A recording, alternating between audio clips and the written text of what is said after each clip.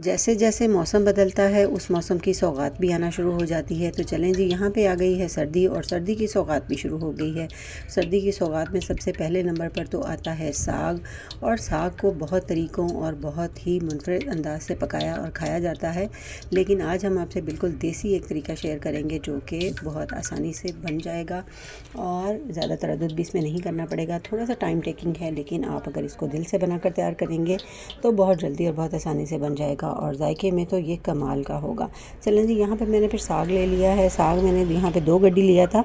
उसको साफ़ करने के बाद इस तरह से मैंने आपको दिखाया है, जिस तरह से उसको इसकी डंडियाँ वगैरह तोड़ ली हैं। पत्ते जो नरम थे वो मैंने उसके अंदर ऐड कर लिए हैं और उसको अच्छी तरह से जो है हमने बारीक कटिंग कर लिया है। पालक ले लिए यहाँ पे, इसको भी हम साफ़ कर लेंगे। मोटी डंडी का पार्ट इसका भी उतार देंगे, बस हमें पत्ते पत्ते इसके चाहिए, ज़्यादा हमने इसका साग के जो है वो डंडियाँ जो है हमें नहीं चाहिए। तो इस तरह से हमने इसको भी बारीक कटिंग कर लेना है। इसको कटिंग बोर्ड के ऊपर कर लें या फिर बड़ी तेज़ छुरी के साथ कर लें, जैसे भी आप इसको आसानी से काट सकें उस तरह से काट लें। साग भी यहाँ पे कट चुका है, पालक भी कट चुकी है और कुछ मसाले वगैरह जाएंगे बाद में। इसको साग को मैंने पानी डाल के जो है वो पकने के लिए रख दिया था। जैसे ही इतना ये पक जाए, इस तरह से बबल्स वगैरह आने लग जाएँ, पानी जो है वो 1 इंच साग के ऊपर होना चाहिए। इतना पानी आपने डालना है कि ये पक जाए। इसको जब ये पक जाए तो ये कड़वा पानी जो है होता है इसका हमें निकाल देना है। अगर हम ये कड़वा पानी नहीं निकालेंगे तो ये हमारा साग जो है बिल्कुल भी जो है वो अच्छा नहीं बनेगा और कड़वा ही साग बनेगा। इसलिए हमें साग का जो कड़वा पानी होता है वो निकालना होता है एक बार। अगर ज़्यादा कड़वा साग हो तो 2 बार भी उसका पानी निकाला जाता है, लेकिन यहाँ पर एक बार ही निकालना काफ़ी होगा। तो यहाँ पर मैंने साग का एक बार अच्छी तरह पकने के बाद बॉयल आ गया था अच्छी तरह से, तो पानी जो है वो निकाल दिया था। दोबारा पानी शामिल किया है, साफ़ पानी, और उसके बाद इसमें मैंने पालक शामिल कर दी है और दोबारा नया पानी जो है वो भी डाल दिया था। अब हम इसमें कुछ मसाले ऐड करेंगे, कुछ और वेजीज इसमें जाएंगे। कुछ लोग साग को जो है बल्कि साग और पालक को ही पका लेते हैं और कुछ चीज़ें इसमें नहीं डालते, जिससे उसका टेस्ट जो है वो बिल्कुल भी अच्छा नहीं आता। यहाँ पे मैंने प्याज जो है वो एक बड़ी कटोरी भर के जो है वो काटे थे, बारीक या मोटे जैसे भी आप काट लें, वो इसमें शामिल कर दिए हैं। इसके अंदर मैंने मिर्चें साबुत ही शामिल कर दी हैं, क्योंकि साग इतना पकेगा और ये मिर्चें और प्याज हर चीज़ इसमें जो है बिल्कुल मेल्ट हो जाएगी। लहसुन इसमें मैंने काफ़ी सारा डाला है। इस तरह की चीज़ें जो है वो इसमें ज़्यादा जाएंगी। अगर जिस तरह हम गोश्त को पकाते हैं, बड़ा गोश्त पकाते हैं, मटन पकाते हैं, उसमें जो है वो ये सारी चीज़ डाल के हम रख देते हैं, बिल्कुल उसी टाइप से हम इसको बनाएंगे। इस तरह से चीज़ें डाल के सारी हम इसको पकने के लिए रख देंगे। ये कंडीशन जब होगी इसमें, तो अभी जो है वो मेथी का हमारा सीज़न नहीं आया था, लेकिन कुछ लोगों को साग के अंदर मेथी उतनी ही पसंद होती है जितना कि साग।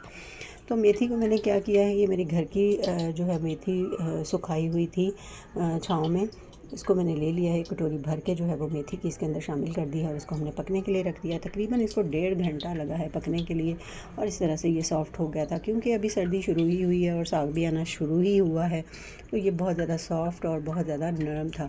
इस तरह से मैंने इसको जो है फिर घोटा लगाना स्टार्ट कर दिया। जब ये गल गया, बहुत ही जल्दी गल गया था ये, बहुत ज़्यादा टाइम इसने नहीं लिया। अगर ये टाइम लेता तो मैं भी थक जाती, लेकिन यहाँ पे जो है वो बहुत अच्छी तरह से साग हमारा घुल गया था।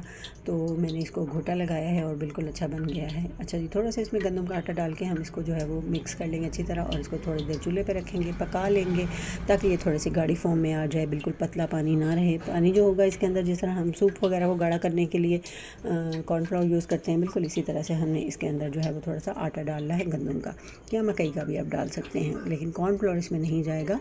वो डाल के अपने इसको गाढ़ा कर लेना है। चलें जी, साग हमारा तैयार था, गोटा लग चुका है बिल्कुल देसी स्टाइल से।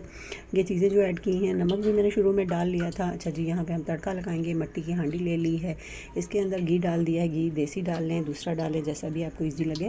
देसी से ज़रा अच्छा सा टेस्ट आ जाता है। जैसे ही ये गर्म हो, इसके अंदर प्याज मैंने डाल दिए थे, लाइट ब्राउन हो गए हैं। अदरक लहसुन का पेस्ट जो कुछ इसमें और ज़्यादा जाएगा वो डाल देंगे, अच्छी तरह से ये फ्राई हो जाएगा। साग इसके अंदर ऐड कर देंगे, मिक्स करेंगे अच्छा सा, नमक वगैरह चख लेंगे, मिर्चें हर चीज़ जो भी आपको अपने टेस्ट के मुताबिक कम या ज़्यादा लगे वो भी इसमें डाल सकते हैं। यहाँ पे इसको 10 मिनट अच्छी तरह से पकाएंगे। कोई और चीज़ इसमें ऐड करने की ज़रूरत नहीं है। बहुत अच्छा, बहुत मुनफरिद और आसानी से बन जाने वाला साग जो है वो बन के तैयार हो चुका है। बच्चों बड़ों सबका ये फेवरेट होता है। सर्दियों में तो ये बहुत मज़े का लगता है और मकई की रोटी, गंदम की रोटी के साथ भी बहुत मज़े का, और इसको कुछ लोग तो चावलों के साथ भी खाते हैं। साग के पराठे भी बच्चे बड़े शौक़ से खाते हैं। चलें जी, माशाल्लाह से ये देखिए साग बन के हमारा रेडी हो चुका है। आप भी लेके आएँ, आज ही मंडी वगैरह से आसानी से मिल जाता है, और ला के बनाएँ और ट्राई करें। दुआओं में याद रखिएगा। Thanks for watching.